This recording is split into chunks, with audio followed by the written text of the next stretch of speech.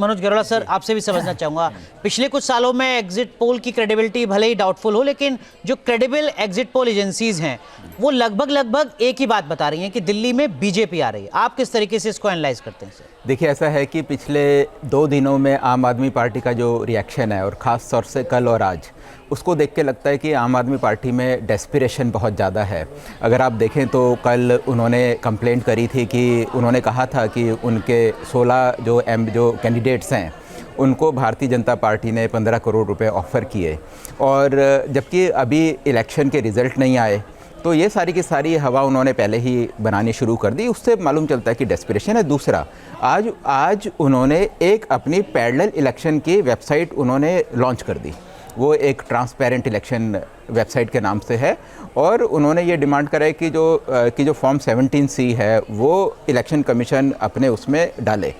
और जबकि पैरेलली ये पिछले साल ये सुप्रीम कोर्ट में केस गया था, एक एजेंसी थी वो ADR के नाम की जी, उस एजेंसी ने ये केस डाला था। उसके बाद कांग्रेस पार्टी भी गई थी, सुप्रीम कोर्ट ने इसको मना कर दिया था, और जहाँ तक मुझे मालूम है 1-2 दिन पहले भी शायद अभी कांग्रेस पार्टी दोबारा इस इशू को लेकर गई है। तो ऐसे में तो एक डेस्पिरेशन उनके अंदर दिखता है। और आप देखें कि जिस समय इलेक्शन शुरू हुआ था, जिस समय इसकी डेट अनाउंस हुई थी, उस समय आम आदमी पार्टी का एक बहुत बड़ा ऐसा था, पूरा नैरेटिव आम आदमी पार्टी सेट करती थी और बीजेपी उसको रिस्पॉन्ड करती थी। लेकिन जैसे जैसे इलेक्शन की डेट नज़दीक आती गई तो आम आदमी तो उस समय गेम काफ़ी ज़्यादा चेंज हो गया। उस समय बीजेपी नैरेटिव सेट करने लगी और आम आदमी पार्टी को रिस्पॉन्ड करना पड़ा।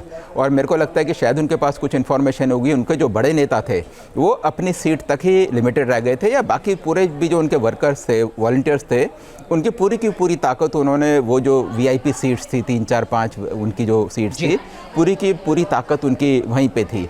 तो अब ये तो खैर रिजल्ट क्या है वो तो कल ही मालूम पड़ेंगे, लेकिन आम आदमी पार्टी पूरी कॉशियस है और एक डेस्पिरेशन की सिचुएशन उनके सामने है। ठीक है, तो आप जो कह रहे हैं सर, उसका मतलब ये कि आम आदमी पार्टी को भी एहसास हो चला था कि मुकाबला इस बार का चुनौती भरा है, और ये जो भी कुछ हो रहा है ये एक पॉस्चरिंग है, एक दिखाने की कोशिश है, एग्रेशन अपना दिखाने की कोशिश। हाँ जी, बिल्कुल ठीक बात है। और जैसे कि उनका एक नेचर भी है, और किसी भी पॉलिटिकल पार्टी का होता है, इलेक्शन के जब रिजल्ट आते हैं तो जी प्रोसेस ही खराब था, EVM ठीक नहीं था, वगैरह वगैरह।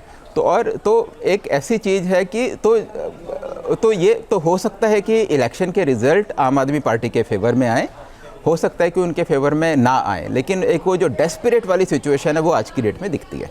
न्यूज नेशन अब व्हाट्सएप पर खबरों की ताजा अपडेट के लिए न्यूज नेशन के इस QR कोड को स्कैन करें।